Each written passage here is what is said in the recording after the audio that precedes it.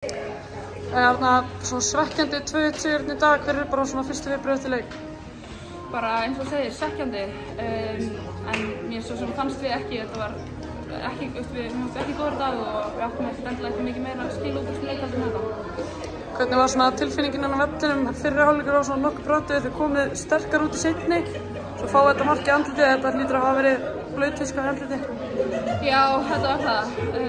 Mér fannst við eiga góða kafla í þessum leik, en við áttum alltaf mörg mómenta sem var slökkt á okkur og við erum ekki vanar að vera að fá okkur mörg í fyrstum leikatriðum, en fyrsta mark kemur eftir horn og já, það er bara svona eins og leikurinn var, það bara slökkna á okkur í mikilvægum mómentum og það bara kostaði okkur í dag.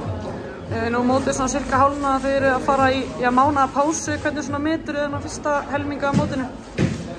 Ég held að það sé bara fínt fyrir okkur að fá núna bara góðan tíma til þess að endurskoða þau atriði sem hafa verið að klikka og þau atriði sem klikka í dag. Við erum svo sem ennþá á góðum stað í deildinni og við bara hlustum þannig að leika okkur og höldum áfram. Þið ætla að nýta pásuna vel í að fara yfir þetta? Já, við verðum að gera það. Við bara hljótum að fara yfir æfum næstu vikuna, við hljótum að fara yfir þennan leik þar og byrja svo bara að byggja upp fyrir leikinn og koma þar aftur. Svona aðeins að þér EM-hópurinn var tilkynntur á dögunum, það var svona búið að orða þig við hópinn og svo endar það þannig að þú ert ekki í honum, það hlýtur að hafa verið svekkjandi? Já, ég ætla bara hreinskilin, það var mjög svekkjandi en við náttúrulega bara búum svakalega vel á hafsendum á Íslandi og það eru mjög góðir leikmenn í þessum hópi en ég get alveg viðurkennt það, ég var mjög sátt að vera ekki í hópnum.